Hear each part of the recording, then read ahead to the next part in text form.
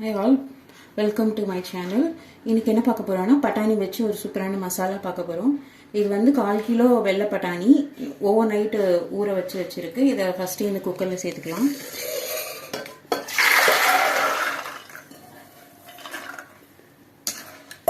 இதோட இந்த 2 பொட்டேட்டோ அப்படியே போட்டுக்கலாம். கட் பண்ணிலாம் போட வேண்டாம்.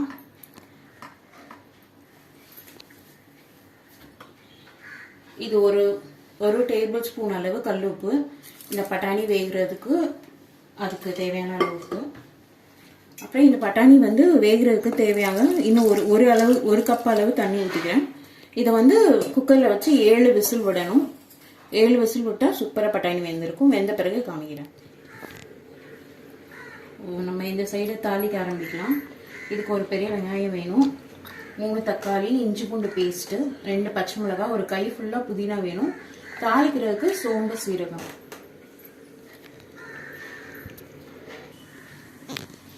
சோம்பு சீரகம் போட்டு தாளிச்சிக்கலாம்.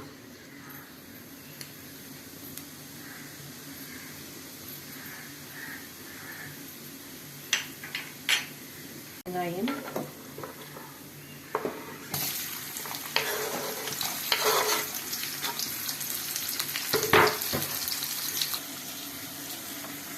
வெங்காயம் வதங்கிட்டு இருக்க டைமில் இந்த தக்காளி 3 தக்காளி, இந்த பச்சை மிளகாய், இந்த புதினா எல்லாத்தையும் சேர்த்து மிக்சியில் ஒரு கோர்ஸ் பேஸ்ட்டாக அரைச்சிக்கணும்.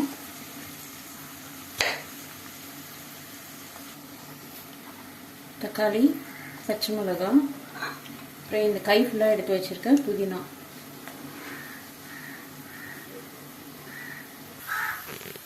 இப்போ 1 ஸ்பூன் இஞ்சி பூண்டு பேஸ்ட் போட்டுக்கலாம்.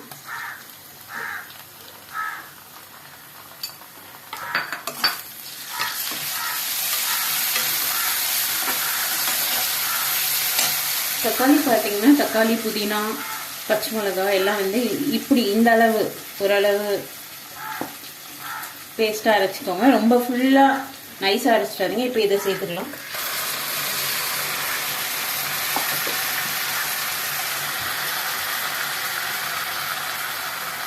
இப்போ இதுக்கு தேவையான உப்பு ஏற்கனவே பட்டாணியில் உப்பு போட்டுக்கோம். அதனால இதில் ஒரு அரை டேபிள் ஸ்பூன் கல்லுப்பு. இது நல்லா வதங்கணும்.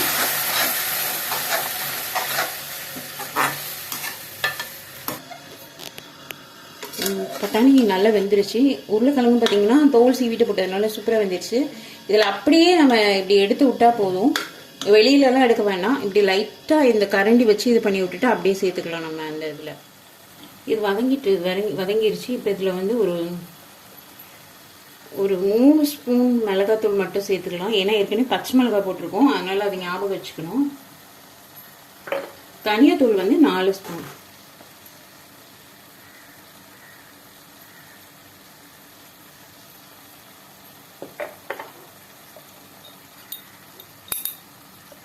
மஞ்சள் தூள் ஒரு ஸ்பூன். இது எல்லாத்தையும் இதோட சேர்த்து நல்லா இது பண்ணிட்டு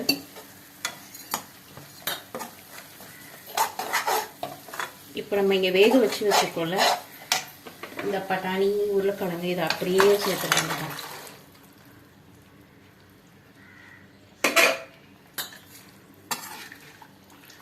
கண்டிப்பாக புதினா போடணும். இந்த புதினா போட்டால் இது வேற லெவல் டேஸ்ட் இருக்கும். இது எதுக்கெல்லாம் நல்லா இருக்கும்னா லைக் இது கொஞ்சம் எக்ஸ்ட்ராவாக இன்னும் ஒரு அரை கப் தண்ணி ஊற்றிக்கலாம்.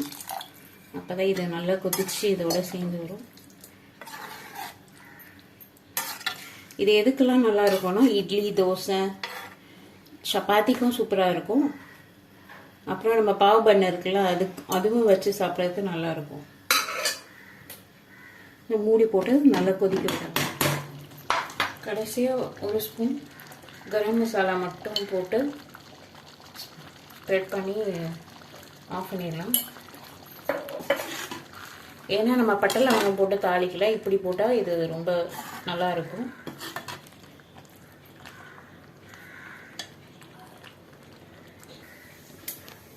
ஃபைனலாக கொஞ்சம் கொத்தமல்லி போட்டுக்கலாம். இது வந்து இந்த பானிபூரி கிடைக்குதுல்ல, இல்லை வீட்லேயே நீங்கள் பூரி ஃப்ரை பண்ணாலும் அதுக்குமே இது சூப்பராக இருக்கும்.